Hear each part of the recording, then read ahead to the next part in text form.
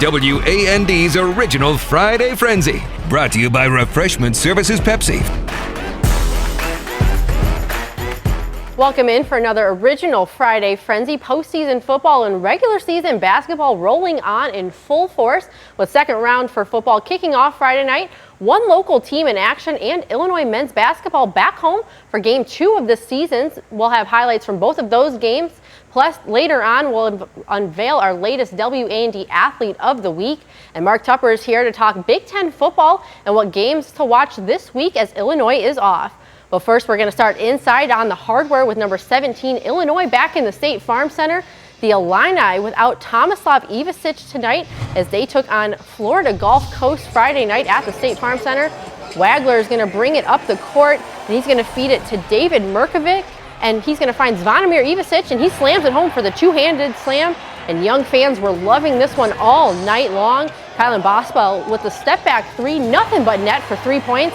Later on, how about a little hot potato? It's Merck to Bam, back to Merck for the bucket and one. The Illini rolling on early in this one. And Boswell in the corner. He's going to feed to Big Z beyond the arc. It's good, and he's fouled on the play for the 4-point play. And Merck was staying hot in game 2. He's going to drive the lane, get the switch hand layup to go as the circus shot for the freshman. Andrei Stojakovic, first game in the Illini uniform, looks comfortable. He gets the fadeaway jumper to go for the first points with the Illini. And Illinois was starting to pull away in this one. Boswell with the hot hand Friday. He goes up strong, gets it to pay off, and one. He finishes the night with 31 points as Illinois improves to 2-0 overall, winning 113-70. Big Z with the big game, 7 total blocks and 16 points. Merck with another double-double, 17 points and 11 rebounds. And Keaton Wagler with 22 points on the night. Here's Coach Brad Underwood live on the podium after the game. Kylan and Keaton complement each other and just what those guys can be together as a backcourt for you. Yeah, Kylan does an unbelievable job of coaching Keaton and helping him and talking through him. And Keaton's just a sponge. He just absorbs everything. You never see him get too rattled. He shrugs off getting his Adam's apple crushed on that play, and he just steps up there and makes 2 free throws, and he's just kind of a resilient soul. He just kind of takes it all in and plays, and they're different. I think Kylan's been a big help to him on the defensive side. Keaton just takes what the game gives him on the offensive side. He never's in any panic. He's not a gunner. He's not a high volume guy, until he needs to be. He's just it's been a pretty good duo to this point. 4 offensive rebounds for Keaton in each of the first 2 games. Is that something he came in with this summer, or something you've really seen him try to work on?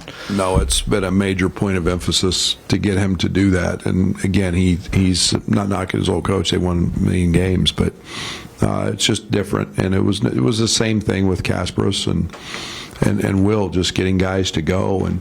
And he's got such a knack. And he's got good size, and he's in the paint all the time, and he's got really strong and really quick hands, and when he gets his hands on him, it's hard to take it away from him. So, but we work on it daily. An unusual stat with them only turning it over 1 time. What's it say about? And they still weren't. And they still. It's not unusual. And they still weren't all that efficient. What's it say about your defense? You can hold them, to low efficiency, only turning them over. Their turnover. Yeah. Their turnovers. I thought you were talking about Keaton because he never turns it over. But it's a weird stat. I think that it's.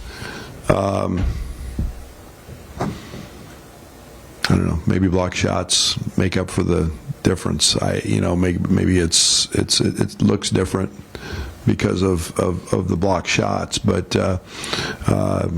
they've got really solid guard play. They run good stuff, but I thought we guarded them pretty well. They just didn't turn it over very much, and that's why I think they'll be really good. Brad, through 2 games now, what have you learned about this team in live action that maybe you didn't know going in? All right, that was Brad Underwood live on the podium right after the game. We'll have more in the Frenzy 15, so head over to the WAND Now app. If you don't have that yet, you can download it. We'll have the Frenzy 15 coming up right now after the Frenzy, original Friday Frenzy. And let's head out now to the football field. The second round of playoffs kicking off tonight. Rochester taking on Waterloo, who pulled off the upset in the first round. The Rockets on the road taking on the Bulldogs. Rochester with the ball, handoff to Jory Myron. He's going to go up the middle and muscle his way in toward fighting for every inch for the touchdown. Rockets up 7-0. Later on, Nate Swiney in motion. He's going to get the ball. He gets to the outside, turns the Rockets on, and he crosses the goal line for the touchdown. And the run game was working tonight for the Rockets. Evrim Tabge shot out of a cannon. He goes up the middle for the easy touchdown. Rochester is going to keep their season alive, winning 55-21 on the road. And still to come on Friday Frenzy, our WAND Athlete of the Week.